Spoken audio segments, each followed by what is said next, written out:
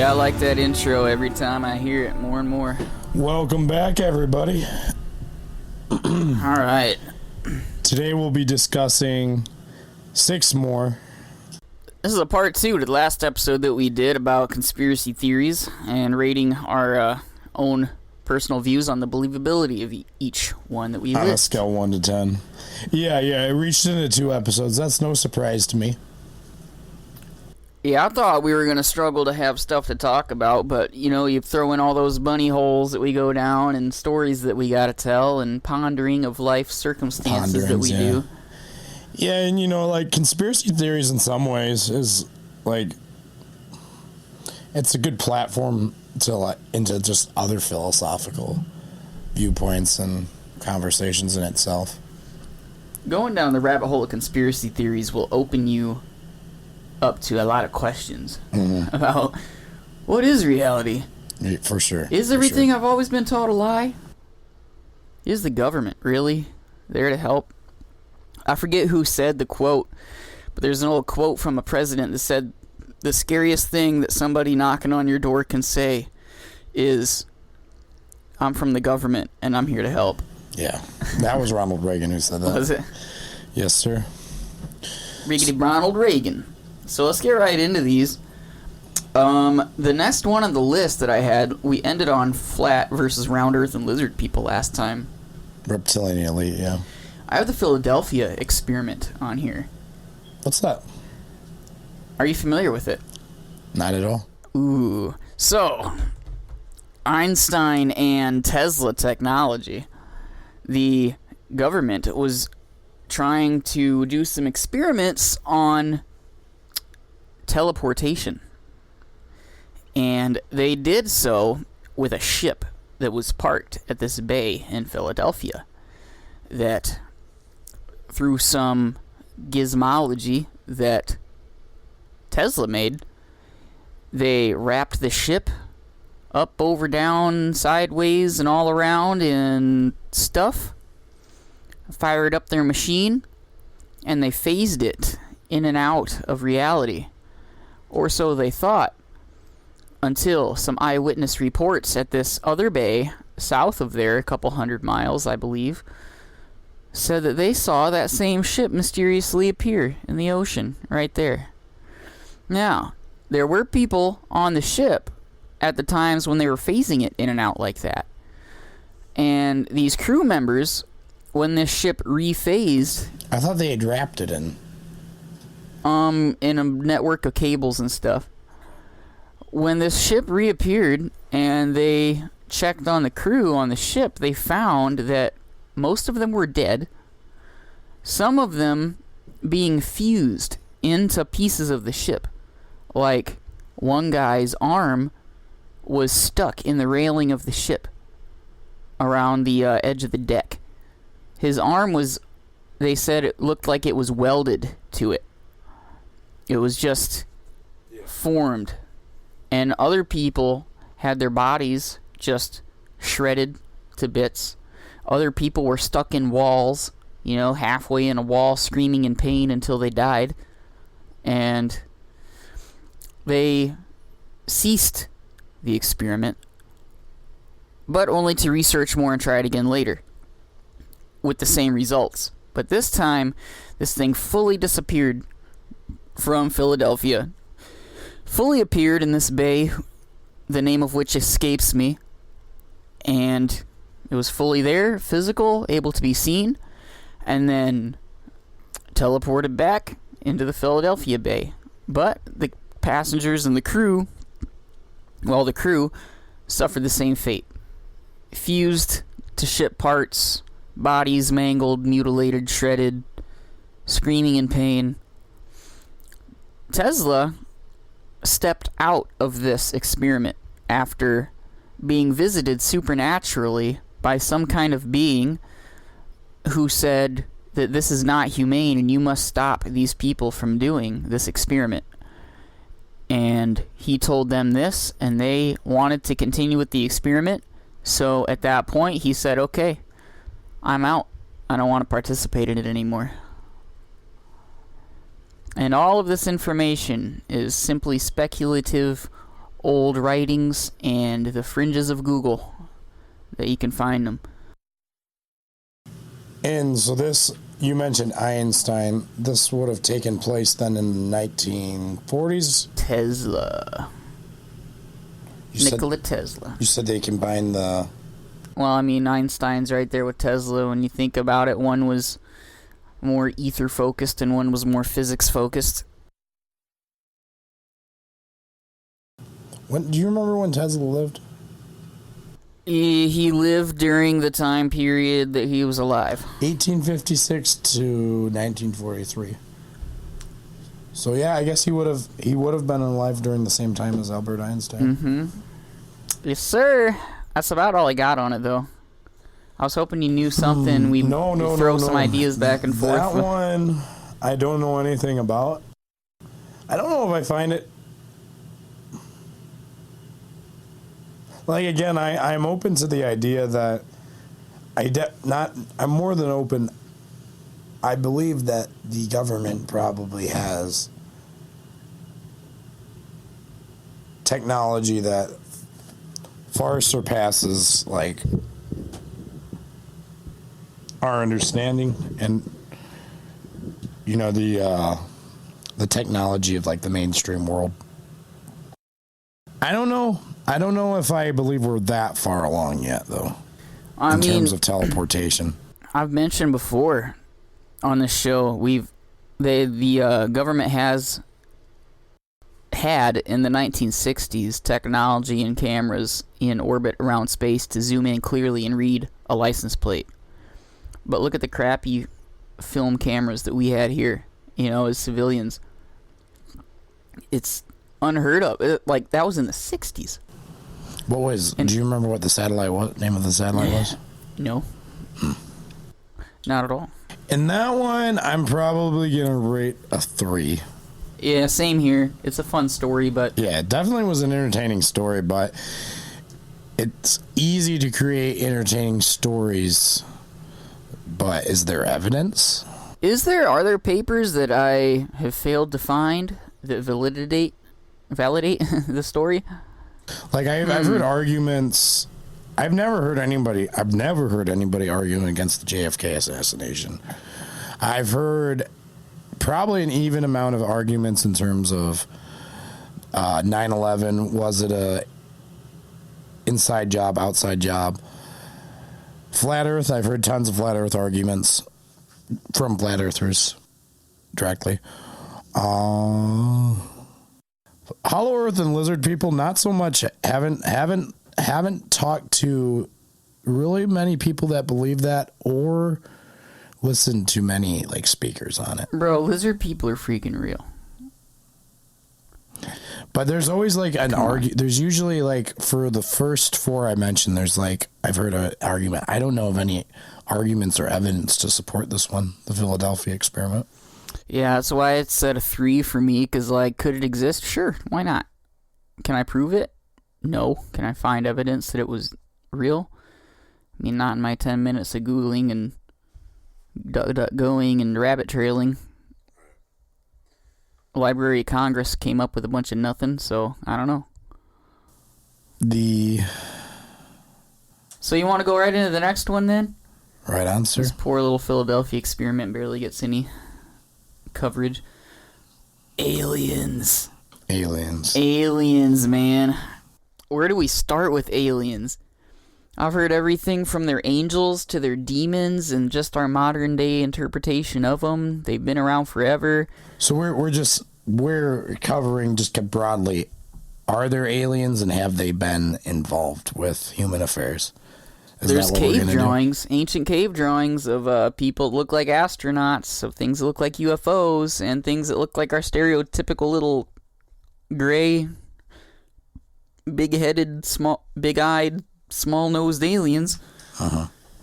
There's also, you got the Roswell crash, in the, I believe, 1940s. It might have been before, when a ship crashed in Roswell, and then the government came and swiped up all the evidence. There was a lot of conversation about UFOs around the time. It was after we dropped the bombs in Hiroshima. I heard Joe Rogan talk about it before. he thinks that they would have gotten involved around that time because we reached a point of technological development that was very important and because necessary. we can destroy the world if we wanted to. Yeah, we could destroy the world if we wanted to. That's why all the UFO sightings always magically happen to be around nuclear facilities and Usually places out with in the boonies, out in gigantic ordinances, you know. Then you got, have you heard of Dulce, New Mexico?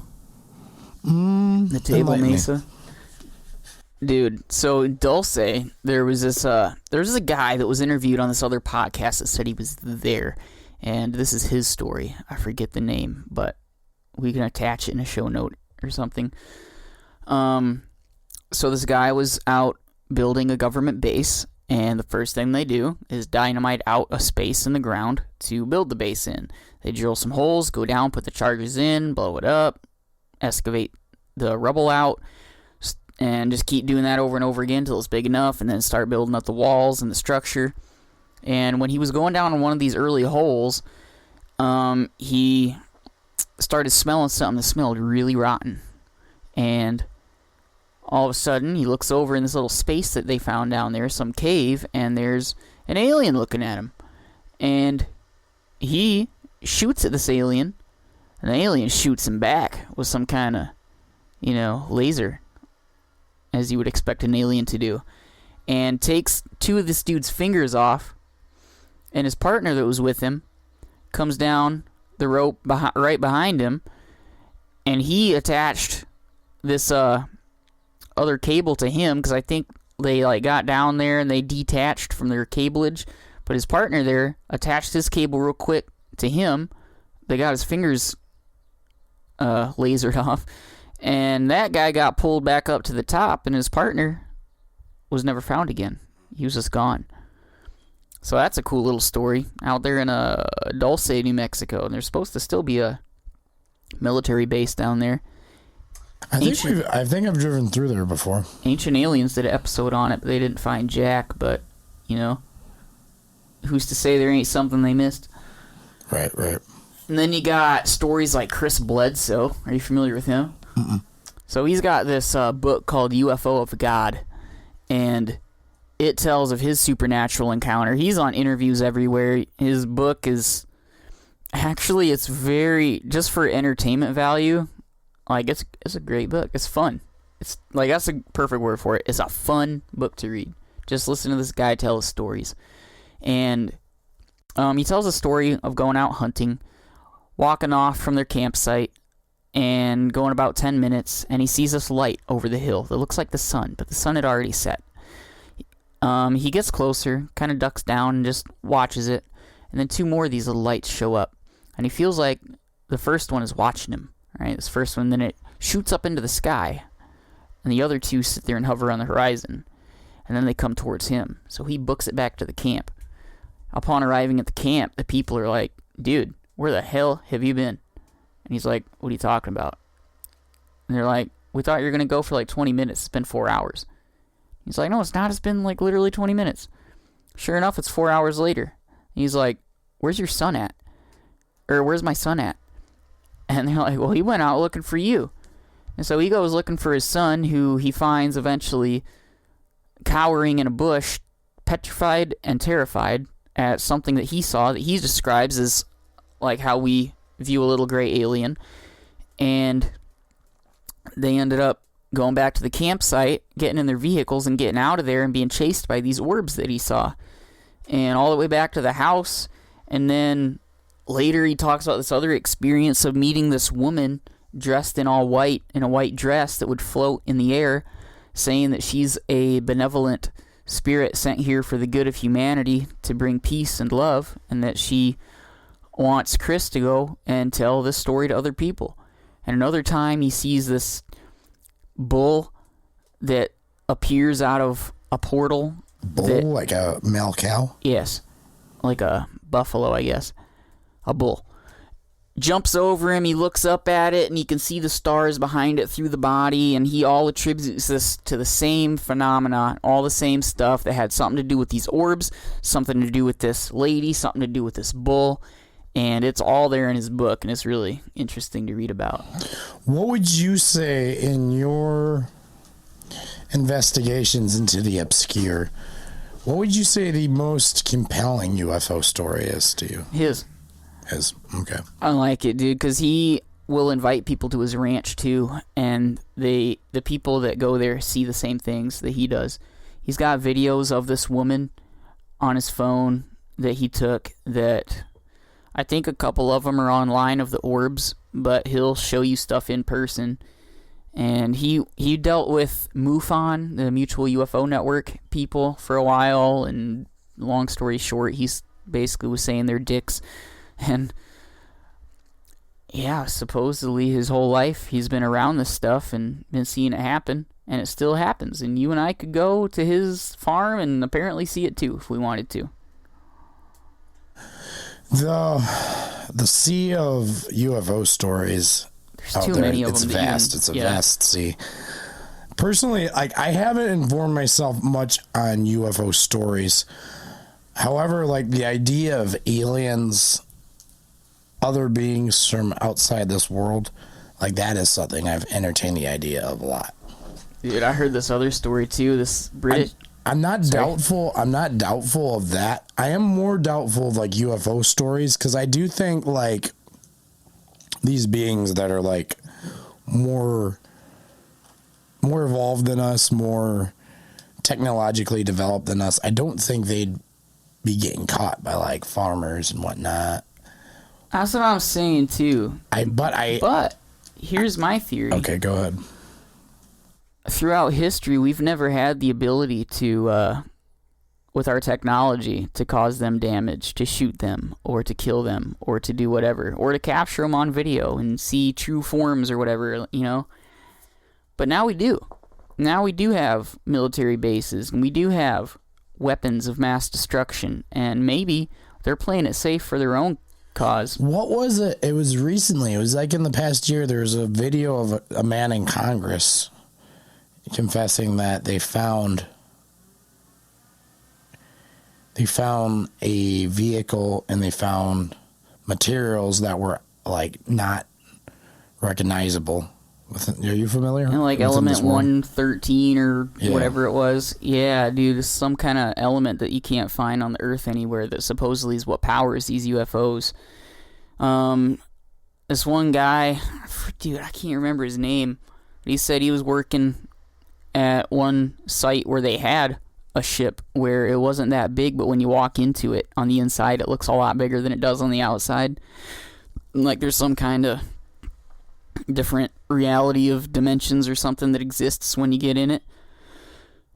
Everything looked very clean, like it wasn't buttons and screens everywhere. It was just all clean and empty. Stuff would just appear out of nowhere, like, you know, you accidentally step in the wrong place and like a table would just pop up out of the floor in the middle of the ship, in the room or something. Just weird stuff. The aliens have the invisibility cloak on and they're messing with them. Hey, I've heard that theory too, that they just alter the light that's hitting the ship and then just project it out from the ship so you don't see anything. Illusions. Yes, sir. There's also a story, this British lady, she died, I think, in the 90s or early 2000s. She said that she was visited by some alien dude that she fell in love with, who took her back to his home planet, which looked exactly like Earth, only it was perfect. Nothing killed anything.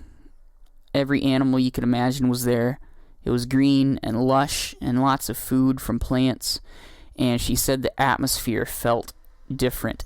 And the word that she used to describe what was emanating around this entire planet was love. She's like, the air was love. There was love in the trees. There was love in the animals. There was love everywhere.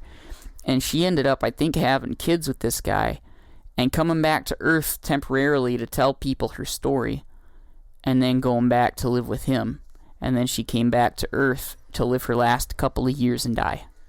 Sounds kind of like she... Some good mushrooms, dog. I was about to say, yeah. That does not sound... I started to wonder if you were telling a UFO story or about her having an acid trip. I mean, it's out there. I don't know what to say about aliens to like prove or not prove the case. It's just there seems to be a million stories. The government, there's whistleblowers coming out. UFO stories, I'm doubtful of. I'm not doubtful of aliens though, and that they could have some sort of involvement with pulling the strings of society, or that perhaps they even potentially created us. Maybe they're not aliens at all. Maybe they're scientists from outside of a simulation that we're in, and they're coming in to this simulation in avatars, because you go in as an avatar, like you're not going to make yourself like the rest of the people. You're going to if you have all the cheat codes to build your avatar and make it look however you want, maybe give it some lightning powers, maybe give it a hammer with a hat with wings on it, maybe have the ability to shoot lightning bolts with your hand like a god. Maybe that's how you'd go into the simulation. Personally, maybe that's what are gods to some old cultures, is aliens. They just have technology that's so great that it just seems like magic. I lean more so lately. I've been leaning more so towards that we're in a simulation created by aliens. Why would they be the ones to create it? Because they're more evolved than us. They're further along. What if aliens are the watchers? And that's why they can fly around and teleport, because they can watch everybody at any time. Enlighten the viewers as to what the watchers are. You talk about the Nephilim. Ooh, yeah, I'm talking about the Bible, but maybe I shouldn't have brought it up. I don't know too much about it. The Bible really doesn't say much about it. I think it's more so like from in Josephus and Enoch. Yeah. It's just beings that were sent here to watch over humanity. They were the angels that God sent to watch over humanity, and then the angels that are spoken about in early Revelation when it says the sons of God bred with the daughters of man, and they gave birth to the Nephilim, the mighty men of stories of old. The men of renown, the heroes of old. Yeah, the men of renown, the heroes of old. Some people say that... What were they supposed to do? Just some make people sure say we were that, safe? Many, Christians or fundamentalist believers will say that explains aliens, and that explains, Greek mythology to a certain extent, that it wasn't any of that. It was fallen angels. I take it the other way around, though, is that they weren't fallen angels. They were aliens. Or something like that, Maybe aliens are the Nephilim. No, I think actually wasn't that the purpose of the flood? It was to wipe out the sinful race of Nephilim that was on the earth. The Bible just speaks of man's corruption and his evil. Other books outside of that, Josephus and Enoch, they delve more into the ins and outs. They will tell more stories about the giants. And so... Hey, wouldn't Enoch actually prove flat Earth a little bit, too? Because he was taken to the edge of the world. Mm-hmm. Yeah, and then Enoch talks about, chariots pulling the sun. A lot like Greek mythology also has there's a similar myth. I think it's Helios. He's a charioteer who pulls the sun across the sky with his chariot every day. I would probably give everything in my life and more to see the same things Enoch did in that book. Why don't we have these same kind of spiritual revelations these days, or at least hear about them as much as, these old books? And who's to say that when somebody new says or talks about some spiritual revelation they've had, we all dismiss it because that's not in the Bible? It's well, the freaking books that we have in the Bible were written in similar experiences at some point. Anyway, too. Why don't you think that happens today? I think it does. You just don't hear about it. I don't think it happens in the Western world as much, and I'm not really sure. I can't put my finger on why that is. Yeah. Maybe it's our medications or chemicals or something, just making us less spiritually receptive to those supernatural frequencies that are out there. I'm not too sure. So, as an agnostic, obviously there's elements of that, of what's going on there in particular that I'm skeptical about. But regardless if the Bible or these books are a reflection of the human mind, personally, like, I believe they are. You know, they're books that people wrote, but where do these, like, we've talked about this before, the well of ideas, where do these stories come from that people build? We need some experts to interview on here about these things. Oh, for sure. Self-proclaimed or otherwise, I don't really care.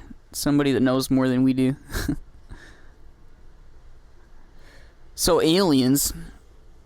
I would say I believe in aliens or something along that vein. I'd say 9 out of 10. I'm there too.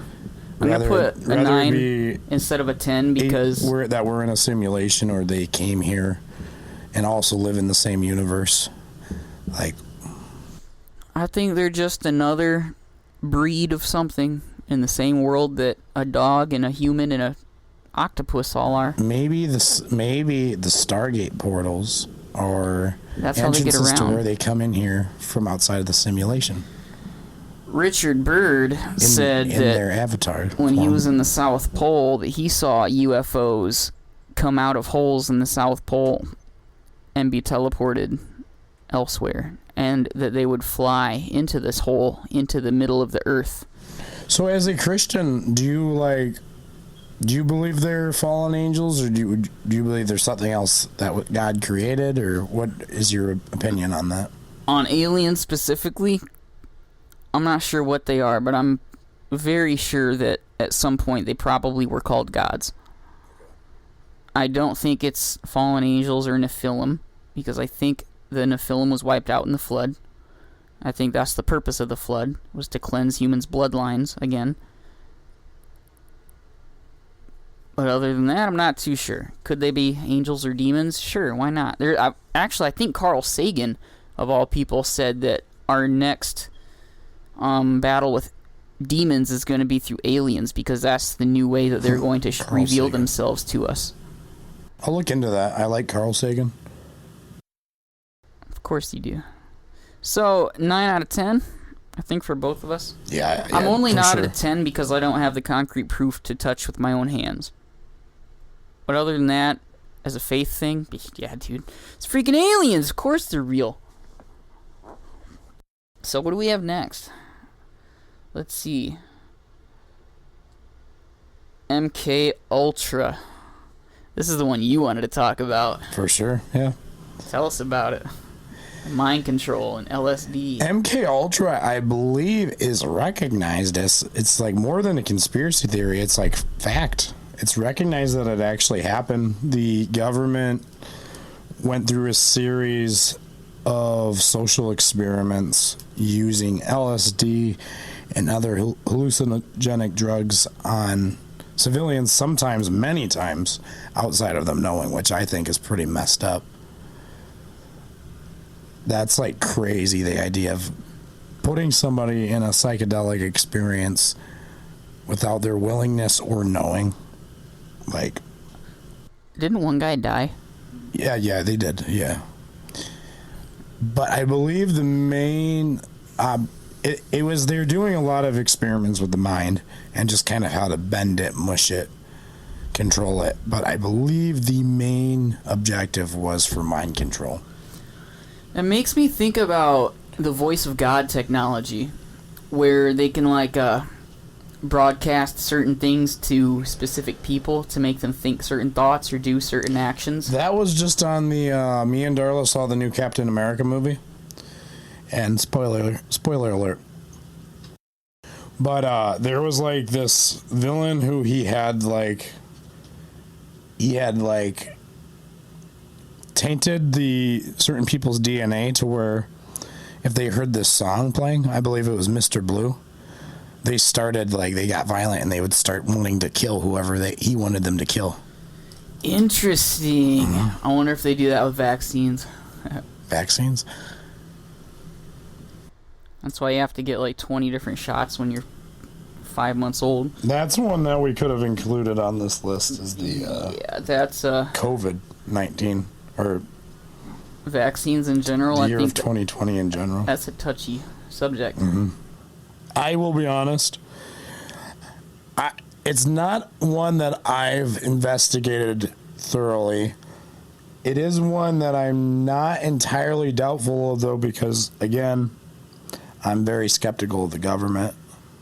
I think the positions of government, they attract power-hungry psychopaths who, already just like controlling people and don't have a very strong moral compass in terms of like who they're willing to hurt or what they're willing to do to robotic assassins that they could send out to do their bidding and then not remember it. Winter soldiers, basically. They used it was also for interrogation techniques too, coercion. Part of it, according to the OSOI's internet, was also sexual blackmail was part of it too. Holding that over people to force them to do things. I don't know if it was just a giant system of control. I don't know. I don't think it was part of these experiments, but I think it was some of the experiments that Timothy Leary did at Harvard. They would do they would dose people with acid and then play like cops and robbers, basically. Where chasing these people down, hunting them like criminals while they're tripping on acid. I can only wonder what type of many of these people walked away from these experiments mentally broken. There's a lady that I remember listening to her talk about being a subject to these experiments on the Higher Side chats once. Oh, yeah. I'll have to find her name too, but she actually... she gives you the crazy woman vibes, but having gone through what she says she's gone through, it's understandable at the same time. The psychedelic experience it's something that a lot of indigenous cultures throughout the world, more hunter-gatherer type cultures, but also developed ones like Greek culture, they had these traditions where it would be almost like an initiation of coming to age, kind of like in Brother Bear where he gets his bear talisman, and it's like that would be a tradition for coming to age. It was treated as a very sacred experience. And then I feel like that's just kind of there's a dark side to everything. And I think that's our government, us as a society getting developed enough to where we have science. And then we see that and they got their grubby fingers on it and just kind of expose the dark side of it. So what would you rate MK Ultra in believability? I'd say that's another one that's a 10. I think so too. Just because like the documentary we were watching before recording this, it was basically my understanding is it's a recognized event. It's recognized that it did happen. It's not really a conspiracy theory. It's just a conspiracy that happened. So next on the list, Pizzagate. Pizzagate. It only has a little bit to do with pizza, but it's not in a good sense. Are you familiar with Pizzagate? Little to do with pizza, everything to do with pedophiles. Right? Pedophiles, yeah. It's related to Epstein's Island. No, the email leak of John Podesta. Some campaign chairman, I believe, for Hillary Clinton, whose emails that were leaked are suspiciously coded with pizza store terms that are believed to refer to as children, like having, 8 slices of pizza to use that are a week old or something, right, that they've had for a week, and hot dogs that they've had, they got a batch of 8 hot dogs that are on a truck getting shipped here. And these are emails between... I don't know who it's between, but they found them on John's computer, John Podesta. I listened to an episode about this on the Cult Podcast, which, by the way, you should check out if you haven't. The Cult Podcast. The terms, pizza, that's used for little girls, and hot dogs is used for little boys that they would try to sell. move around to different organizations. People would come into these pizza shops and, like, you know, go into the back rooms where they had suspicious cameras set up. And Comet Pizza, which is this pizza place in DC, they would have, like, this place is marketed for kids, right? But they'll have a picture of, like, a naked little boy riding a slice of pizza just hanging up on the wall. And another one where there's a naked couple where a pizza slice is covering their private parts, kind of stuff. Like, just weird stuff that you'd have at a kid's place. Yeah. And, yeah, the coded nature of these emails that, like, they wouldn't make sense talking about just food, like how they say, but apparently all of it's in code as part of a pedophile ring ran out of DC, where they just control dozens and dozens of these shipments and sale, usually for sexual acts of children. Pizzagate. Believability, I'd probably give it a 9 out of 10 because we got the emails right there, but at the end of the day, nobody can really prove anything, kind of thing. Nobody's been charged with anything. Yeah. I think there was a court case once, but it was dropped right away. So, who's to say? But it is known that it involved the Clintons, and yes, of course. So I would say that I'd at least give that a 6. Very suspicious, ominous couple in society right there. Yeah, I'll give it an 8. Because I've seen pictures of this place, you know. I haven't been there in person. We should go in person sometime. Hell yeah. Yeah, that'd be great to do. Freaking check it out. Where's that at? DC. Oh, hell yeah. That'd be, yeah. I want to go to many DC. places to check out in DC. There's apparently like a lot of occult symbolism in the layout architecturally of DC. I kind of wanted to check that out too, yeah, that see if we can notice anything. Yeah. I don't know, there's one place in Detroit where, like, if you stand on a certain street corner and look a certain direction, you can see in the buildings, like, a freaking pentagram. Oh, really? You gotta stand at just the right place. Alright. So, getting out of that, the moon landing. You can't talk about conspiracy theories and leave out the moon landing. Certainly not. The faked moon landing. Wait. So is it going to be like we're rating the believability it happened or the believability of it being a conspiracy? The believability of it not happening. Well, yeah, I'm at a solid 10 right there on that one. That it didn't happen? I don't think it happened, bro. Jonathan, I didn't know this about you. Dude, none of the pictures make sense. There's no pictures of Earth from space that aren't composites. Everything, like, there's freaking studios set up with exactly the same layout as these pictures. In the pictures, shadows go different directions. There's freaking what was this? A water bottle. 1961? Yes. There's like a water bottle in one of the pictures sitting there in the moon, on the moon. In 1961, what do we have to compare that to, though, in terms of, like, high-quality pictures?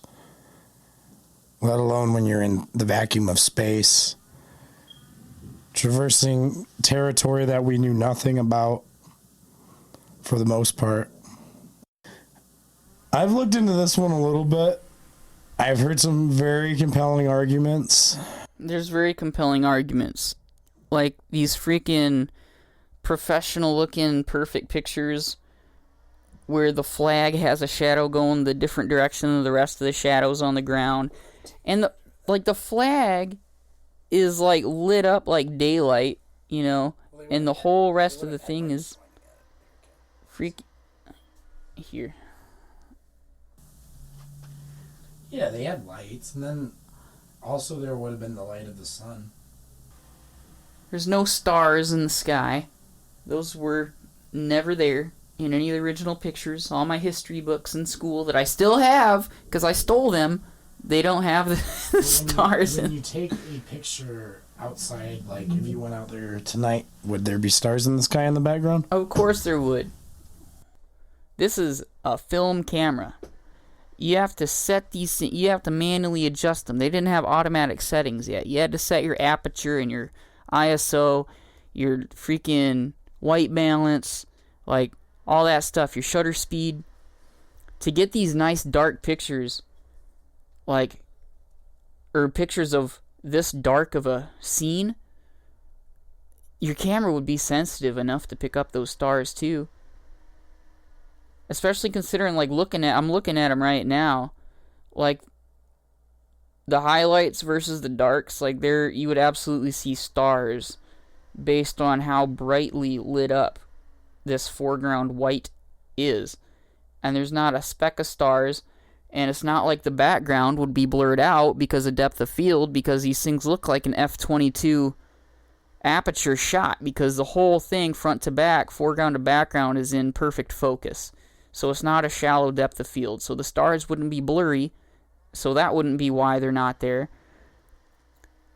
You know, like, these highlights are extremely bright in these low light situation pictures where the shadows are still black. Like, there's a high contrast. So those stars would be poking through because of that high contrast on top of that. Wasn't there little stars in the background of that picture you showed me? Nope, none of these do, except this fake one. So why do you And believe... I say fake because it's a modern picture. It's like from a movie or something. Yeah. Why do you think that they faked it? What was that done to... What was that accomplishing? That's a good question. Probably to manipulate what we view as a species, as a whole, of the earth, of reality, of deeper meanings and things. It's like, I think it's another step in the gradual progression of making people more stupid to not know the truth about the planet we live on, or truth about the supernatural or religion. Because I think that not all moon land hoaxers are flat earthers, but all flat earthers are moon landing hoaxers. I believe that. Yeah. Because you can't go into space. Right. There's a dome. Not to mention the fact that this is back in the 60s, and the reason that we haven't been back, they say, is because we can't get past the Van Allen radiation belt, because all that technology was thrown away. So you're telling me in 2020 and beyond, 2000 and beyond, we haven't had the technology to figure out how to do what they did in the freaking 60s with a freaking calculator SpaceX the size of a semi-truck? Not people. Not to the moon. People haven't been to the moon in over 50 years. Not to the moon, but up into space. Not past the Van Allen radiation belt. That's our struggle. We can't get people past that. But yet they did in the 60s with a freaking semi-sized calculator computer and a space shuttle made out of sardine cans. But with our technology now, we still can't? That's fishy. I think it's a continuation of the dumbing down of humanity, like I said, to the spiritual and the supernatural, similarly to how the School Board of Education is ever since the 1910s or 20s, when the Rockefeller money formed the School Board of Education and made the standards and practices that we have in public schools now. I think it's just hiding information that we should know otherwise. And it's just creating and crafting a narrative that we all collectively as a society don't have reason to question because we don't have the experiences to question it. This episode has been very, for me, it's been very informative. Like, again, I'm a very skeptical person.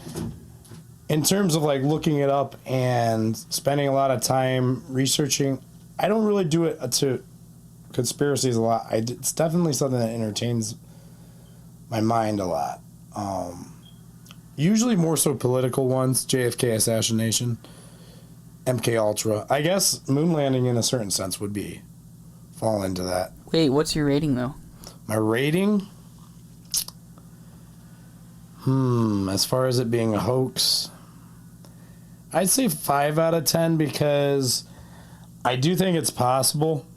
I don't think it's like it's like probably the one conspiracy theory that has like the less malevolence surrounding it. It's just like, if it wasn't like the most diabolical thing ever to do to fake going, but Remember the chili I'd peppers? like to think that we have, though. Remember the chili peppers? Mm-hmm. The line in, what's Californication? Space is made in a Hollywood basement. Yeah. So was that the last one? No, but it's all we got time for. I also had CERN and one that's not really conspiracy theory, but it's worth talking about, I think. It'd be actually a whole podcast, probably, on ley lines. Ley lines. These lines that go across the world, that on the intersection points there's areas of high energy, and how, like, the majority of ancient structures that we know all lie upon a couple of specific ley lines, like Easter Island and the pyramids. And yeah, we could do like every 3 episodes, every other episode you could give us an in-depth download, because I don't really, like, I have feedback, you know, some of it is skeptical, some of it's inquisitive, but it's kind of nice to listen to you talk about it and give in my input about, you know, whether I think it's believable. Or I also had the Vatican on here too. One that I thought we were gonna do was chemtrails, where I would say I don't believe the chemtrails. Do you believe in weather manipulation technology? I definitely think that it's possible that we could be getting close to being able to do that. I don't think. Did you know we can yet. In NATO, which was right after World War II, that there is a clause in there that states that the countries in NATO are not to use weather manipulation technology?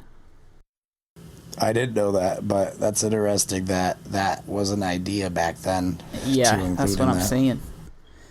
And look at technology just increases at an exponential level. Oh, for sure, especially in the last 70 years. Or more, 80 years at this point, damn, since World War II. In the last 120 years, technology is just at a mind-blowingly fast rate increased. It's in tremendous ways as it changed our approach to life and how we suspect that it should be. Indubitably. According to astrology, we're going into the age of awakening, enlightenment. I could see that.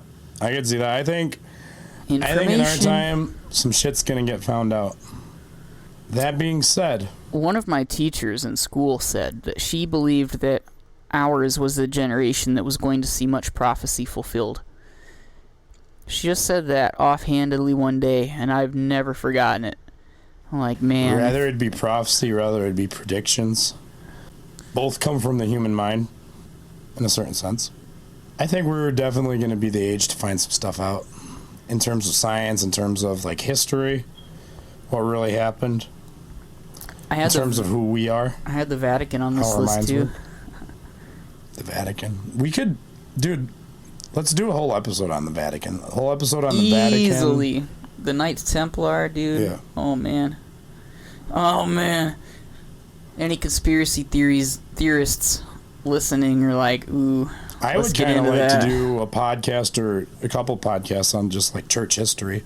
Dude, me too, but topic. Man, my knowledge is there'd be little fragments non-existent on that. Conspiracy theory discussions, philosophy, history. I think that would be a very fun discussion to include on this podcast. I agree. Let's wrap this one up with that being said. All right, friends. Let's continue to be strange. Let's continue to be suspicious. Ask questions. Inquisitive. Be inquisitive. Be curious. That's a good word to use. Curiosity killed the cat. So don't be too curious. Don't get killed. Don't put your hand in a blender to see how sharp it is. That's what the man says when you're asking questions. They say, hey, curiosity killed the cat. Pretty much. So let's wrap this bad boy up. Thanks for listening, and until next time, peace. Toodles. If you would like to contact us, email us at peaceandtoodles@gmail.com. Until next time, salutations, my fellow strangers. What will they think of next?